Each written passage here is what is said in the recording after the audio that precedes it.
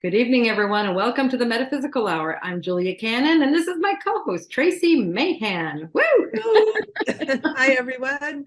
So excited. So exciting to be here. Oh my gosh, this is Yeah. doing another one of our special QHHT Level 3 series. Yay! With one of our newest Level 3 practitioners. Woo! It's so exciting when another one comes through the door. Woo! Yay! Yeah. It is. I find it to be very exciting when we reach that level 3 and we really start jumping into these sessions at a deeper level. So Absolutely. So our very special guest tonight is Conny Ratcher, and you're from, okay, I know, is it Austria? Right now? Yes, Austria. Austria. Yes. You know, it's hard to believe that because you were talking before the show about how hot it is, and it's hard to believe that Austria would get hot. Oh, yes. I'm so happy to be here. So welcome. Thank you for the invitation. I'm very excited. Yes, and it's very hot right now. So we have kind of continental climate in Austria. We're in Central Europe. So it can be very, very hot, up to 36, even 38, sometimes 40 degrees in the last few years. So, and it's not usual that we have air conditioning in the houses. So yeah, it's really, really, you have to get used to that. And working is quite a challenge in that climate. So we hope that it won't last too long. Right. Yeah, this is because we're just at the beginning of summer. This is the first day of summer. Yes, and it's summer solstice. It's the beginning of summer, and it's a wonderful day. It's a portal day, so I'm very honored that you're interviewing me on that special day. And since you guys said this, we are pre-recording on the 21st because this is not going to air on the solstice. That's right. So I just want to clarify, we're pre-recording because of our time difference, and so so we're celebrating summer with Conny, and she's bringing the heat. Yeah. All right. Bringing the heat. Well, Conny, let's just keep it going. Let's keep it hot then. So, you know, what we love to do, I love to hear your story, how you came into QHHT or in the metaphysical world, all of it, because I'm just guessing that you didn't start there. I don't know. I don't know your story, but that's what I'd love to hear is your story. Okay. I'd love to share my story with you. Wonderful. Actually, it's my QHHT is my third professional career, right? Okay. If you want me to touch shortly upon my other two careers, right? So my first professional career was a teacher of English language in the local grammar school. You would call it academic high school, right? So I moved here after I finished university. I moved to Schwechat, which is very close to Vienna. It's actually a suburb of Vienna. And because I got a job here, so my first teaching job. So that was, the phase where I got married, I had my kids, we bought a house, we got settled down. And actually, I loved my job. I loved teaching, I loved the kids.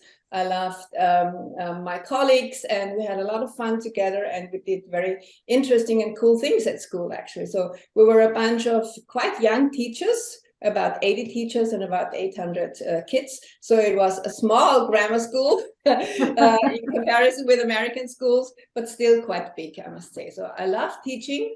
And, I have a kind of body mechanism inside me, which tells me when I'm done with a certain activity. And I did it for 25 years, so that was quite long. So my kids were already grown up and they had left school themselves. And so I got this feeling, I don't like that anymore. I have to change. I don't know why. But, when you don't do your job with passion anymore, you don't like to get up in the morning and go to school and do the teaching. And so I thought, okay, I have to do something else. And, in the meantime, I had done several trainings as a life coach and also a training as a feng shui practitioner.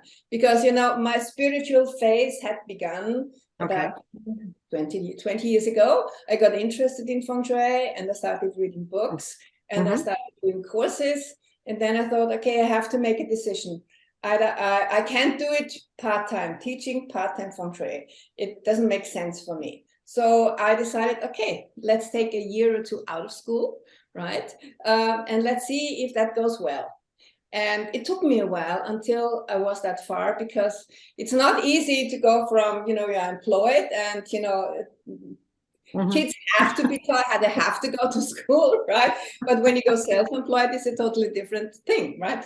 But in the end, I did it, and I have never regretted it. So 25 years of teaching was actually enough for me, and I have, I've done all my experiences, and it's kind of got boring, right? So I thought, okay, let's do it. And I got the support of my family. So I went self-employed and I became a feng shui practitioner, right? But parallel to it, I always did some life coaching because I like that. And, in school, you have to know how to communicate, you have to know how to support students and also teacher and also colleagues and parents. And so that went actually quite well. And so, okay, I did feng shui and I did kind of life coaching, right? And the interesting thing was in feng shui, it's the method that I learned is called the flying stars method. And it's a very, very precise method. Actually, the flying stars is you put a numerological energy chart on top of the floor plan, right? Okay. And those chi combinations, we call them chi combinations or star combinations. Star actually means chi. And they tell you exactly what's going on in the house. So if there is a lot of romance, or if there is a lot of fighting, if people are sick, or if they're healthy, if they're successful in their careers and things like that. So very, very exciting. And you can achieve actually great results if you get the chart right and if you get the remedies right? And when somebody is sick in the house, I actually thought, I could do some more. How can I support those people, right?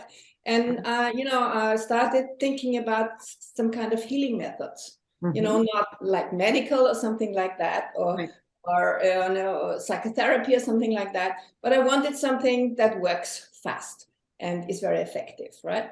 And so I did some kind of trainings. I did matrix energetics with Dr. Richard Bartlett. He's an American alternative doctor. So, and he came to Austria several times. Every year they came with his partner. They came to Germany or to Italy or at least to Europe. So I did a lot of trainings with them, and it was quite successful actually. But there wasn't really a flow, right? And so I kept thinking and thinking and looking and looking. And I remember once we did some kind of mastermind group with an American guy in Vienna. And when I was telling my story and, we were discussing books and things like that, how to become successful. And he said once, Conny, don't you want to be a healer? And I said, me? A healer? No, I can't think of that. But, the seeds were sown actually. And I started looking and looking. And I went into hypnosis actually. I did 2 hypnosis trainings. One with a Russian guy who came to Europe to teach, and one with a Dutch alternative doctor, right? Who was quite similar to Dolores. He actually did a course with Dolores and he snipped some things from her, right? But it was not successful. It didn't get there. I wonder why. That's a valuable lesson right there. I can tell you a few things afterwards if you want. If you don't want to do them online, right? So, yes. And at that time, that was about 2016 or something. I was researching and reading books about a Russian girl called Anastasia. And she was some kind of a Vedic master who lived in the wilderness in the Siberian taiga, right? And a man discovered her, and they fell in love, and they had 2 children together. And he wrote about 12 books about her. And actually, I didn't know those were a true story. I heard of them when I was in Russia. It was a big rave, these books. I thought it was just a series of fantasy books. Yeah, wow. Absolutely true, right? And the interesting thing was because I forget the author. Actually, he was a businessman, right? And he discovered her, and she dictated the books to him, and she incorporated some kind of a magical language, magical word. And it had a very big effect on the people, right? And at that time, I was watching videos and things like that and reading the books. And one day I was on YouTube And who came up? Dolores Cannon. Right? Just does that. just like that. And I got really hooked on her, right? So I watched some videos, and then I ordered the book. The first book was The 3 Waves of Volunteers and the New Earth. And I still remember some sentences screamed at me, like, you have to spread your energy, you have to go out, and you have, just be there. And I had felt that before. So, like, I have to go on public transport and just sit there in the train and be there, not even consciously spreading my energy, but just be there. Or go to the supermarket and just be there, right? And I felt so confirmed when I read the book, right? And so I said, at some point, that was maybe after a year, so I have to do the training. It's really interesting. So when I had the money together, and I bought, now I can't think when I had the money together, because now it's so nice to make money with this method, and just, clients come streaming in. So actually, when I was a feng shui practitioner and a coach, it was not easy to get enough clients to make enough money, right? But with QHHT, it was never, ever a problem, right? Even when I worked with the other methods, I practiced them, but I just didn't get into the flow, right? So I bought the course, and after I watched the first video, I knew that was the right thing for me, right? So I just loved the way she was teaching, and I was happy, and I was in the flow. And now I know we're all guided there. So certainly I was guided to this school as well, and it flowed. It was absolutely perfect. So I finished the course, and then I started practicing, and of course I had a lot of friends and also clients from feng shui, and so gradually my feng shui clients became QHHT clients, because when I had they had problems, and okay, why don't you want to look at it from a different perspective? And it flowed, and it was very easy actually. So I had those practice sessions, and I kept sending out intentions. I want those guys from America to come to Europe. I need to go on learning. I need to and then magically the level 1 companion course with Susanne Spooner turned up in London. So I went to London, and that was also a very, very gratifying experience actually, because I met a girl there, a Russian girl, and we've been friends ever since actually. And the practice sessions were magical. And I just got an email from Susanne where she invites the level 1 companion course participants to come to Ibiza. And she said she remembers the level 1 companion in London as a special one. And there was a special atmosphere. There was a special atmosphere. And what was so interesting, if I may just mention my Russian friend who I met there, right? She had a husband who had a brain tumor, right? So he was very, very ill, and that was also one of the reasons why she did the course actually. But she never got into practicing a lot. It was just not for her. But about half a year later, she wrote to me and she said, we found an alternative doctor near Vienna, and we're coming to treat Tiago, her husband, right? And that was 10 kilometers away from me. So I invited them to stay with me. And he was so sick and so ill. And I fell in love with them. And, we have this wonderful weekend house in the woods away from here. And I invited them to stay with me, and they stayed with us for about 4 weeks, right?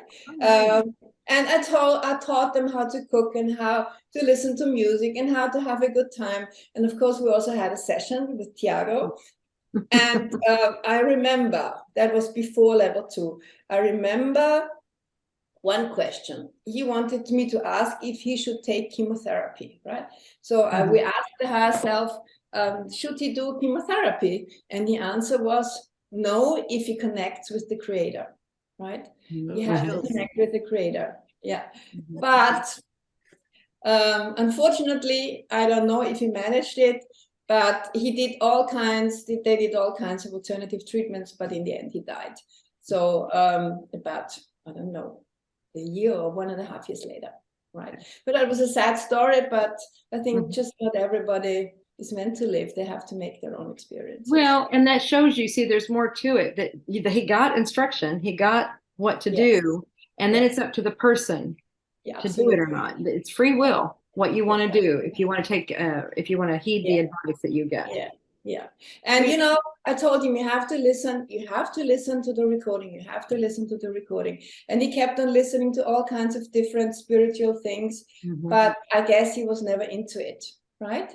He was never really into it. I mean, you can listen to the recording and not really hear it, right? That's what I've also noticed with clients, actually, right? Yeah, you can't do it for them. No. Yeah, there's a belief. I mean, people, I think they kind of flippantly go, oh, believe, you know, something like that. That's a huge factor, to believe what is going on, because that's what dictates everything. And if you don't believe it, or you're like, oh, whatever, you know, you're doubting it, you are closing it down, you're countering it the whole time. So you've got to give so much to that. You've got to believe what's happening here. And the more you listen to that, the more it will. I mean, you could say it's brainwashing. Well, fine, I'll say it's brainwashing, but you know what that's doing? That's rewiring that mechanism up here that's got you where you are right now. It's a conscious brainwashing, isn't it? You wash your brain yourself, right? Well, I was going to say it was brainwashing that got him in that place and that belief system. Exactly. So like, but sometimes we'll say they'll say we're rewiring the brain. That's what they're meaning. They're reworking the thought mechanisms and how everything works up here, and flushing out the other junk that's been in there the wiring of the recording that's been there. Putting in a new recording. That has to be you consciously doing that, just choosing to push that button, or you know, to say play on that recording, and okay, now go in here and rework me. I talk to my clients often about Joe Dispenza, because in his workshops, he teaches exactly that. And he shows videos about that. So it makes it easier for them to understand what's going on in the brain if you listen to it. Because sometimes, you know, they just take notes, they write down the most important thing, and they tell me about it, and I say, no, you can't do that. But in addition, you have to listen to the recording, because it's a special energy, it's a special vibration, and you have to keep up the vibration going. And that's very, very important, right? Yes. Yeah. Absolutely. So let's go on about level 2.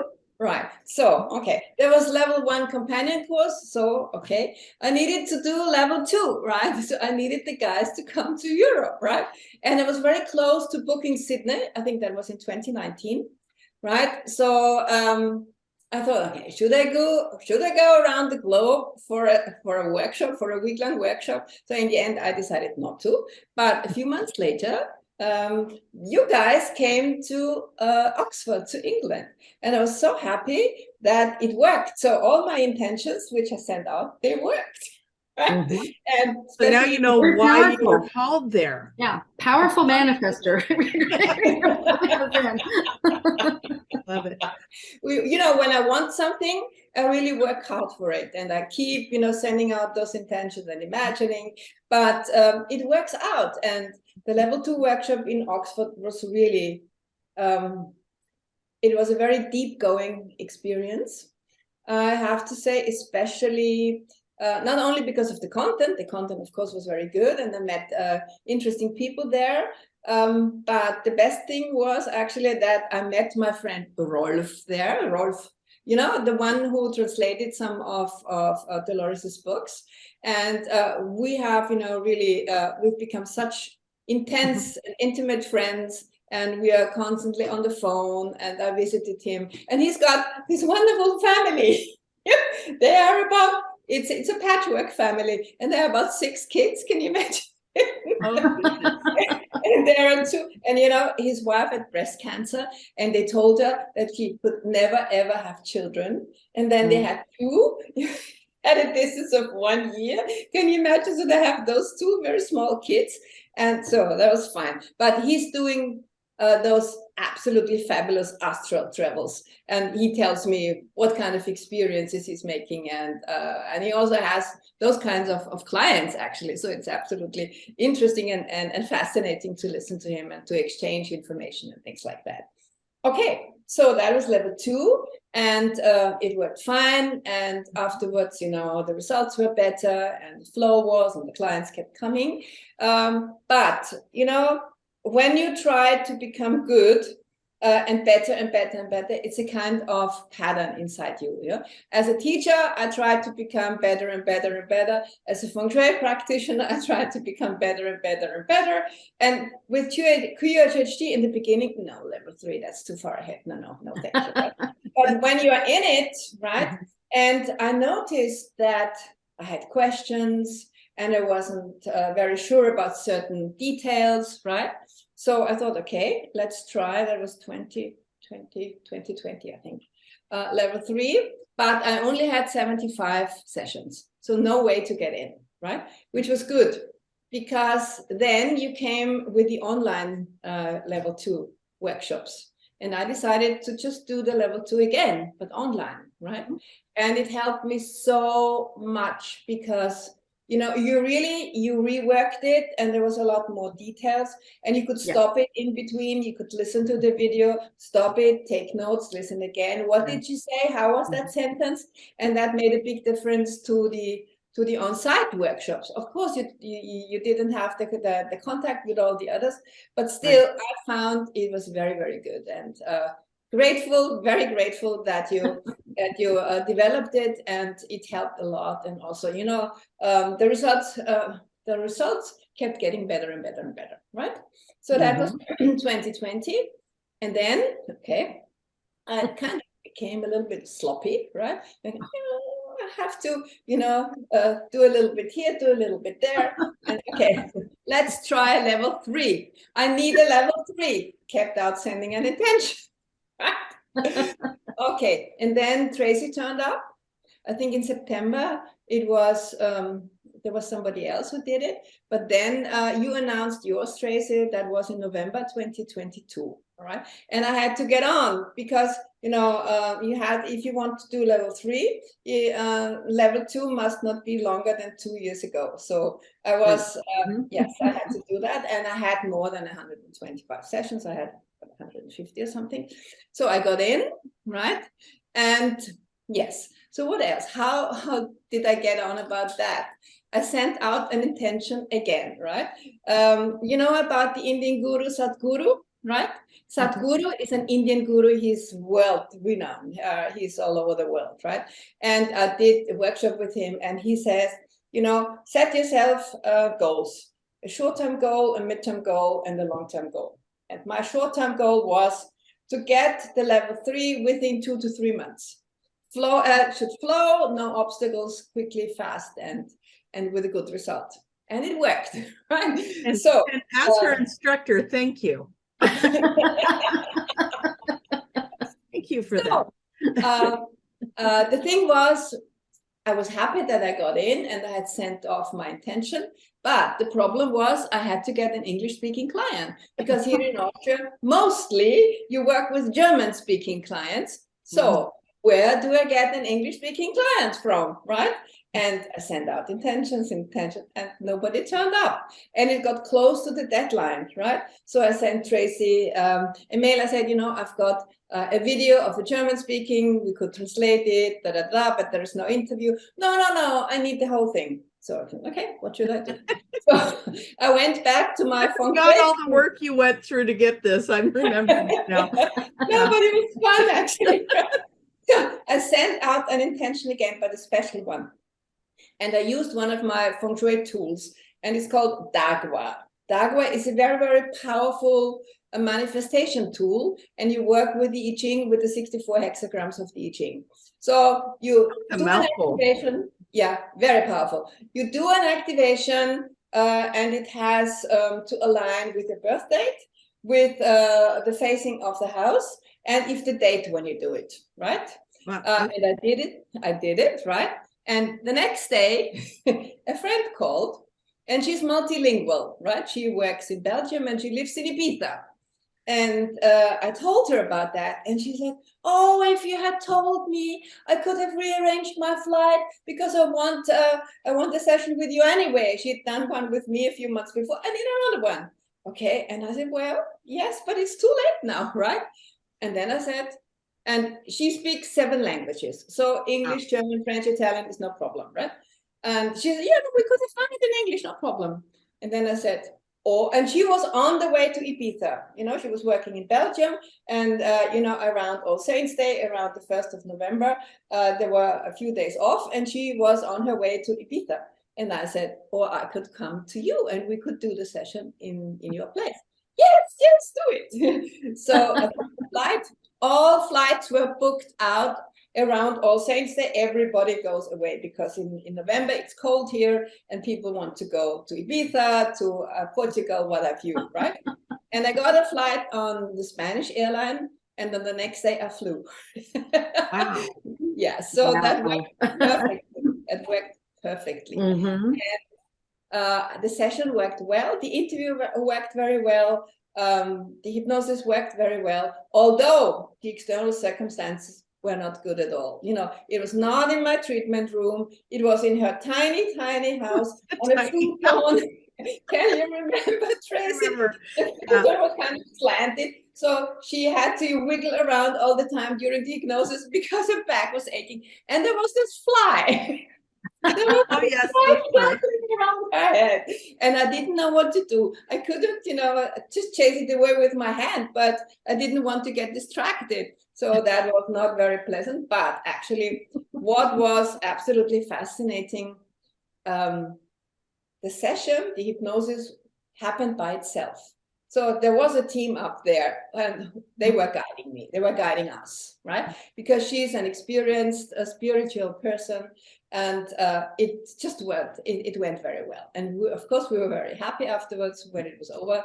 And but you said some very vital things. I mean, I kept saying, well, your intention, you know, you set goals, you had your intention out there, and you knew what you wanted. And see, that's that team we're talking about, they're always there to help, but they need to have that. They need to have the direction. They need to know what you want. They need to, before they can come in and help. I mean, otherwise they don't know what, you know, they have no idea, you know, it's free will here.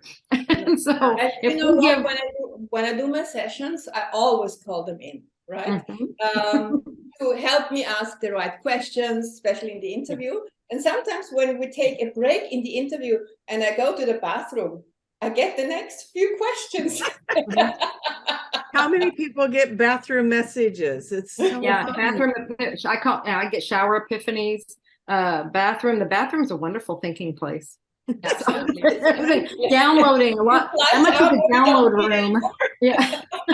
Yeah, the bathroom is a download room. So I love it. Yeah. So I had all the preparations ready for level 3, and then I kept sending the videos, which are huge files, and it simply didn't work. So it took me 4 or 5 days, right? The computer running all the time, and for some reason I sent them on WeTransfer, and they told me it's been sent, but she didn't get them. She couldn't open them. Oh my God, right? I think the only thing that worked was the interview, which we didn't need because we did our own interviews.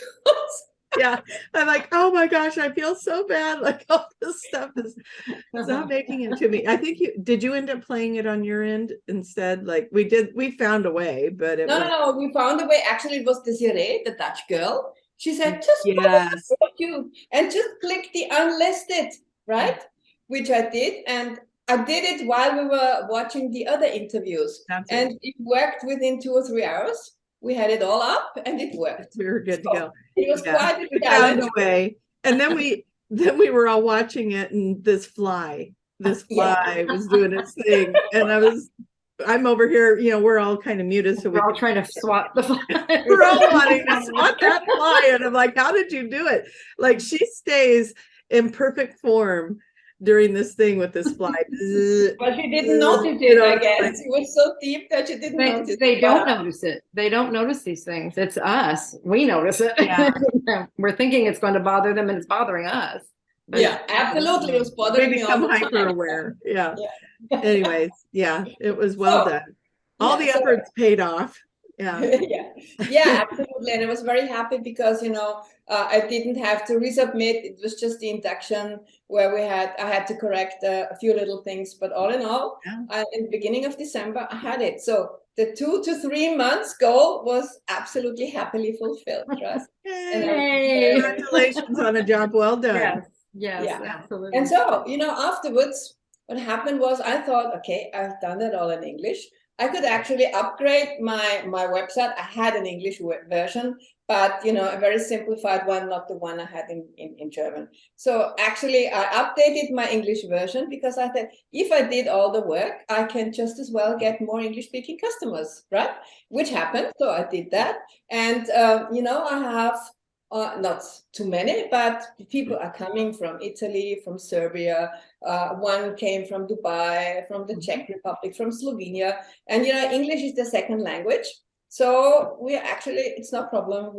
We can do that. And I have got used to it. And I don't mind actually if I do it in English or in German now. But I have to practice. And so that's also a thing that I learned. And so you learn a lot of things besides the ones you're supposed to learn, right? Yes, and thank you, Tracie, for being such a wonderful teacher. You were so loving, so supportive, never putting anybody down, never being judgmental. And, in the beginning, that was quite a shock when we had to interview each other because we didn't expect it. But actually, it went very well. I remember beautiful way to get to know each other and bond the class. It's amazing. Yes. And you don't actually notice that the other ones are watching you because they're muted. And I think their picture. We just disappeared. So it was just, the person who interviewed you and myself. And I went so deep into if we could maybe not talk too much about what happens in the class. Okay. Okay. Because leave it a little mystery. Yes. Okay. Good. So. Yes, what else? What was interesting also is before level 3, I'm working a lot with the Bash, for the last 3 years or so, I have regular sessions with him. And of course, I also talk about my sessions, and I talked about how to prepare for the level 3. And he said, you don't have to prepare much, of course, which I did. I did a lot of preparation. Then also Dolores came in and said, everything is fine, you don't have to worry. And it will be a kind of initiation, right? And I felt, I can't really explain it very precisely, but the initiation I felt was that the level 3 is a special kind of bubble, right? With a special energy. And so the results have been extraordinary, right? They always go under, even the ones who you would never suspect were very difficult left brainers, they go under. There's a lot of healing that's happening. And I feel kind of protected. And whenever I need Dolores, she's there. There was a wonderful thing about the level 1 companion course. After it was finished, I had this wonderful Airbnb apartment, and I was lying on the couch, totally tired. And suddenly I felt her energy coming in, and this kind of violet perfume, this violet flavor, kind of going over me. No, that's her. Thank you very much that you're visiting me. So I was very, very touched about that, I have to say. It's an experience and a memory that I certainly will not forget. So I feel she is with me whenever I need her. And that's just great. And this is also probably part of that bubble, because I guess, and you will know better, she looks after us, doesn't she? Absolutely, she does. Something else that happens, and I like you're saying this, what you're saying about, yes, definitely you're looked after, but also you have a confidence level that you didn't have before. And that's what really, like you're saying, all of them go under all of this. You know more about you and how you will deal with this. And that's that confidence. And that's what we teach with everything is, the more confident you get through this understanding, it's not just false confidence. Oh, I can do anything, that kind of stuff. It's, as you keep practicing, this, and it's that confidence. And then like after you've been fine-tuned in level 3, It's those little bitty, I mean, and granted, they're tiny little adjustments, aren't they? Yes. Tiny little things, but those. And it takes a while until you get that confidence, until you can say, now I say, I know it always works. Yes. Because they say, what if I don't go under? What if I go to sleep? What if this happens? What if I don't see anything? And I said, just trust. It always works. And I believe it. In the beginning, I said it, but I didn't wholeheartedly believe it because I didn't have the experience. And also with the healings, you know, I know they're getting what they're meant to get. And it's not always the perfect healing. But I have learned that when they don't always get the perfect healing, it's for a reason. You know, for example, yesterday, I had a wonderful woman and none of her physical challenges were healed. None. They just said, I mean, not a lot. She didn't have a lot of problems. But with each, they said, you know, she had acid reflux. No, because her words are sharp and it will heal itself if she stops using the sharp words, right? Then she had cataract. And that's how it is with a lot of them. It's like, this is our indicator to you. This is our sign. If you don't stop this, we can't stop this unless you stop this. And it's like, this is always here to remind you. So if we took it away, it's going to come right back if you don't stop. Yes, absolutely. So they were so clear and so outspoken, and I tried to negotiate. Sometimes I try to negotiate with them, but they won't, right? Sometimes you can negotiate with them and you can persuade them to heal, but sometimes you can't. There were certain aspects, you know, with 5 or 6 aspects, you can persuade them to heal, but with the last one, you just can't, and you have to accept that as well.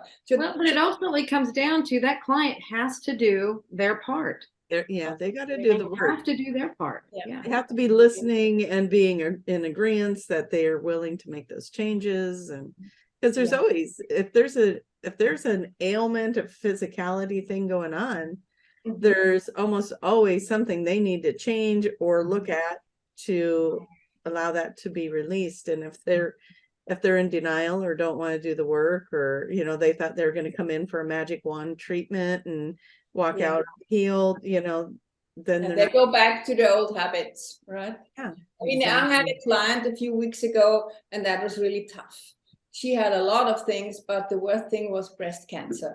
But really a big one, a big tumor almost coming out of her breast, right?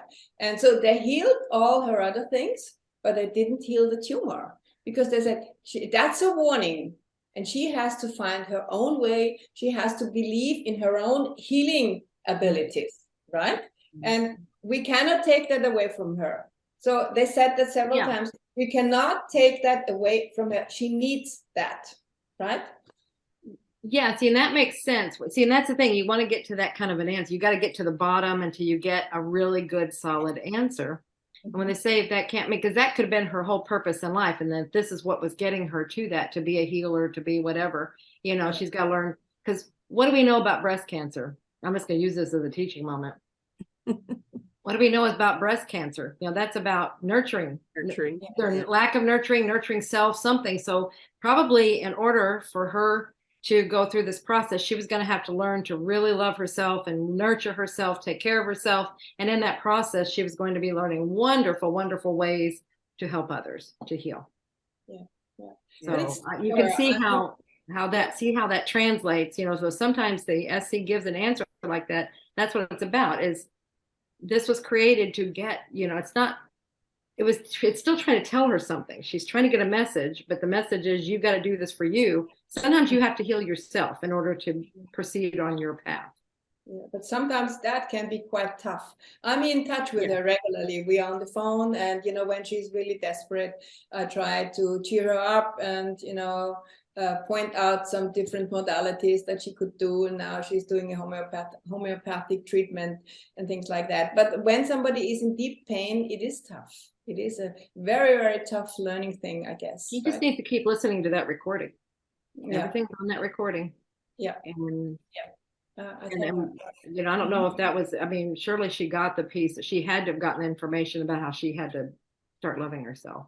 Yeah, absolutely. Yes. Yeah. Okay, so you want to hear some session stories? Absolutely, yes. I have a few quite funny ones. The first one is about a young man who is in IT, right? And he came to see me with all kinds of communication problems, right? And, you know, he felt alone. He had problems, you know, he's gay and his problems finding a partner. And his worst thing was he has an orientation phobia. So whenever he goes somewhere, he's afraid that he can't find home, right? So he was seeing a psychiatrist and some other things as well, right? If the job in the computer business is right and things like that. So he came to me in March, and he had been seeing a psychiatrist since last November, right? And they had come to a certain kind of agreement. They would work together for about a year and then see how it turns out. And he told me that he hadn't seen any results. So he saw him every week for $200 a session. Can you imagine, right? Wow. So then he came to me, and everything was sorted out in this session. Everything. So the orientation phobia was due to a past life experience. And that's what I find so fascinating, because I have a lot of people who are, you know, psychotherapists, doctors, or people who are, you know, searching, and they're trying to find solutions for their problems, right? But they can't find the cause of the problems because they're often in past lives, right? For example, there was one psychotherapist, he says, I have been doing psychotherapy for 30 years and it doesn't help.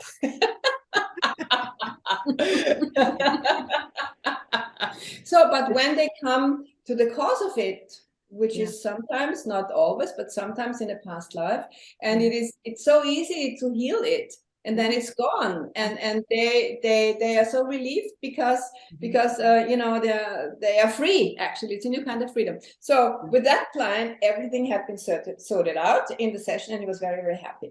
And I said, are you going to continue seeing the psychiatrist? And he said, yes, you know, at least 2 or 3 more times, because we have agreed on that, right?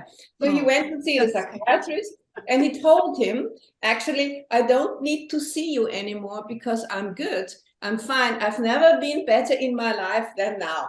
And the psychiatrist said, it's just a high. It will just go away, because he couldn't believe that. So I think he saw him 2 more times. And each time he said, I don't need you anymore because, you know, all my problems have been solved. And then the psychiatrist said, okay, maybe it's some kind of a method of suggestions. You give her suggestions. And he said he didn't get it, what QHHT really was. Right? But then he said, okay, I see, I have to accept that you're much better and you don't need me anymore. What kind of institute is that where you went to? And he said, it's not an institute, I just went to see Conny.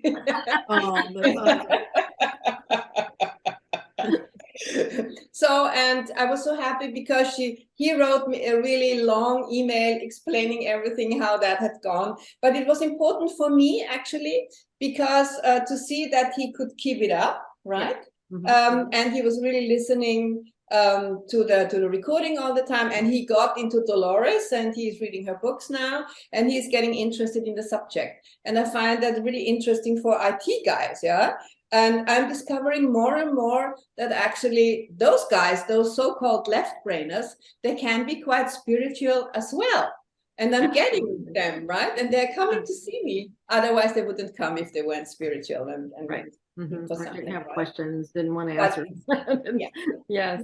So there's something interesting that you said there that I think that might have been part of what he had to go through too, is where he went back and he kept telling the person, I'm fine, I'm fine. See, that was reestablishing to himself. Yes. I'm fine. It's all sorted out. It's okay. And so it's him standing up for himself. I don't know if that was part of his stuff, but he had to do that maybe to kind of finish the process. Oh, yes, I think that was very important. And I find that was very courageous and also part of his new self-confidence. That is, I'm fine. I don't need you anymore. And I said to him, you know, calculate that. You go there every week for a year, and that's $800 a month times 12 or times 10 or something. How much money you spared, actually you save, because you don't need to go there anymore. And I'm not sure if you really could have helped him, right? Especially with this orientation problem, right? I mean, you can't do that To be rush. honest, if he wasn't going to go into another life, probably Yeah. not. No, right. Yeah. Mhm. Okay, so maybe a difficult situation, right? Because not all are like that. Right. But I had this girl from Hungary, I think she was, and she said, "Okay, I want to try it out of curiosity and things like that." Right? But she didn't see a past life, but she saw lots of light body and things like that. So I think she was very, very much up in source. But when I called the higher self in, it would not talk. I said, "Can I talk to the higher self?" No. So I tried and struggled for about 15 minutes, but they just wouldn't talk. They just said 3 sentences. All is good, right? Very relaxed. And then they said, "We are listening." So I read all her questions. I did all her physical things, right? And she never said a thing. So that took about, I don't know, half an hour or even more. I can't remember. And afterwards, actually, when I woke her up, she had a very, very difficult time to become awake because she was so deep, right? And then I said, "What was that like?" And all her physical things were gone, and she felt really, really good. So I remembered, what Dolores said, never waste a session. And, I started with a silver healing meditation, and I did it like that. And then I read the questions and I said, "Okay, when did that start? What was the emotion? Can you heal it? How will she feel it? How can she maintain it?" All the procedure, right? And it worked. So, and that was a very interesting learning experience for me, right? So that was good. And yeah, you can't just stop it, right? Because in the beginning, when it was not that, Well, and something else you're saying there, and this is really important, is expectations. See, when people come in, practitioners and clients alike, you have expectations, and it doesn't go the way it's supposed to go. You shut it down. It's like, "Oh my gosh, it's not working. It's not working. We're out of here," But look, a beautiful session happened where nobody was talking except you. And they go how they go. And these experiences, they are so interesting for me because, another thing I learned was, and I had to experience, is you have to keep them under for at least 45 minutes to an hour. No matter what they say, no matter if they see a past life, especially if they don't, right? I had a guy, engineer, very left brainer, right? And he just saw scenes from his life, right? I don't know if he was making them up, because he said, "It doesn't work. I'm not under. I'm awake. Conny, this doesn't work." And I said, "Okay, stay there. Be relaxed. It's Keep going with me." And then I called the higher self in. No, I'm awake. This doesn't work. But at some point, suddenly, he said, "We and you and he." I've got him, right? I've got him. And so I asked the questions, and he was there because he had problems with his marriage, and his wife had sent him to see me because she needed him to open his heart. That was her request for him, right? So just to see his emotions. And he also had a physical problem. He had a kind of tennis arm. So he was, I think, surgery was ahead in a week. And I said, "Should we look at that?" No. I have the appointment for the surgery. So he wouldn't look into that. And that's okay, right? I mean, if it's quite a thing for him that he got those answers. And then afterwards he told me, I said, "Okay, I knew it wouldn't work, so I just didn't give a shit." And then it worked. So he let loose and he relaxed, and he didn't care anymore if it worked or not. And then it started to work. So he needed a long time. It works, exactly. But, I was sweating and, oh my God, how is this going to work, right? But in the end, it turned out that it worked fine. Yeah, right? See what you're saying. See, he surrendered. He allowed. Yes. That you've got to allow, and whatever form that is. And it may be that you don't care so much, you just let go of all the caring. Because sometimes they care so much that they don't realize, "I want it so bad. I want it so bad." Well, you're restricting it. You're actually shutting it down when you do that. That's those expectations again in there. Just go, "You know what? If whatever happens, happens. I'm just give in." And it'll happen. It flows. Yes. And you just need, as a practitioner, I think we need these experiences, even if they're tough, because you learn from each session, you learn, right? And I want to point something out. Tracie, you said you find that the interview is very, very important. Sometimes it's even more important. And I just had 2 young girls where I found that the interview was it was more effective for them than the hypnosis session itself. Especially for one girl, she called herself, she had sociophobia. She can't talk in front of others, right? And then after this 3-hour interview, she just talked normally. She was joyous, she was laughing, she was telling me her story. I said, what problem do you have about talking to other people, right? So I think something opened for her, right? Yeah. But then in the hypnosis, she had a hard time. I think she did not have a concept of what the higher self actually means, right? So not much was going on, and her conscious mind was coming in all the time, and she was probably too tired already, and she couldn't concentrate and she couldn't relax. So I just gave because she had a problem with a kind of exam, you know, she was doing an apprenticeship, and she had to go to school, and there was one exam at the end of June, and she was very, very afraid because she had to talk in front of the examiners, right? So actually I just also did the river healing meditation, and I gave suggestions that it will be okay, it will be fine, she can, you know, when she studies before, she knows the answers and things like that. So that was also interesting for me. And then there was another one, also a 20-year-old girl, who also had, but she was very, very spiritual. And I mean, the way she was talking to me, that girl was really high up already, right? But what was so interesting, she also had an exam problem, right? So she was at the end of her education, and she was doing a training for kindergarten teachers, and she had a math problem. She couldn't do her advanced math exam, and she'd already done it 3 or 4 times, and that was and I think in September was the last chance. And I said to myself, I mean, really, why does a kindergarten teacher need advanced mathematics? But the problem was the teacher, right? So we talked about her, and she described her as a kind of math robot. So she doesn't care if that is needed or not. She has just to bring the results, right? And what I did then, you know, those things are just coming to me during the interview. I had learned about a technique from Jean Houston. She's an empowerment teacher, an American one, very, very famous one. And I did a workshop with her. And she said, you know, you can change past events, but just going there and changing them. And I said, you know, why do you think you have a maths weakness? I mean, you are intelligent. The way you talk, the way you write down your questions, that means you're a very, very intelligent girl. So why are you talking about having a maths weakness? When did that start? And then she said, you know, when I was about 4 years old, I heard my mother talking to a friend about myself, about she's good at numbers, she can't calculate, she can't do this, she can't do that, right?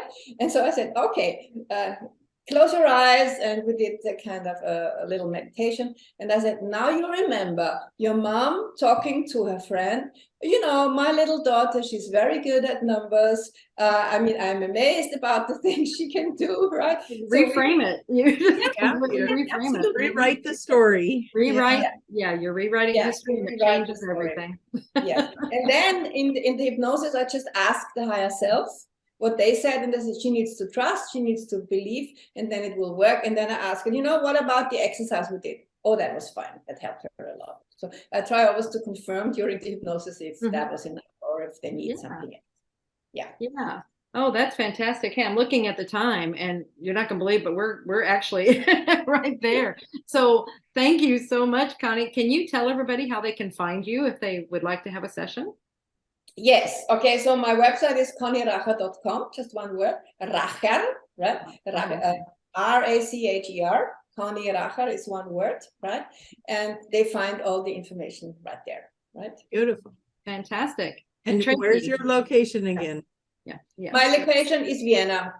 So it's actually Schwechat. I mean, the village is called Schwechat. which is a suburb of Vienna, right?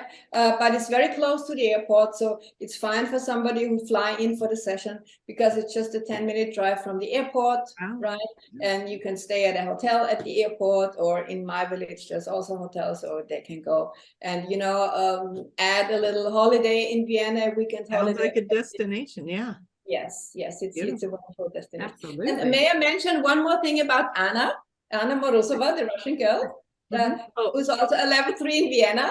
I think she was the latest one, and she was also with you, right? You're posting pictures that the two of you found each other. Yes, and you said, you know, may I introduce the next level 3? And I checked out on her on the internet, and I saw she's in Vienna. I'm like, oh my God. I mean, we have many Russian people living in Vienna. And so I contacted her, and we met a few days later and had a wonderful conversation. Isn't she just the sweetest? Yeah, it was absolutely wonderful. And, you know, I asked Tabash about it, and he said, you had a life together, and you were her mother, and you worked through history to be together again, and you're going to do wonderful things together. So that was so sweet. And so we have an appointment next week again, and we'll see what we can do together. But we are always on WhatsApp, and so yes, and then we sent the photo to you when we met the first time. But it was it clicked. We saw each other, and it just clicked. So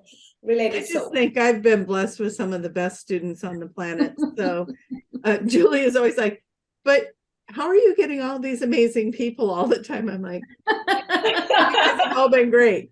And I just have been so blessed with all the classes that I've got to teach, and the connections you guys are all having is just, it just makes my heart happy. And those pictures you guys sent me when you met up was so cute. So, but I know we got to get going. So Julia, how do people become a practitioner?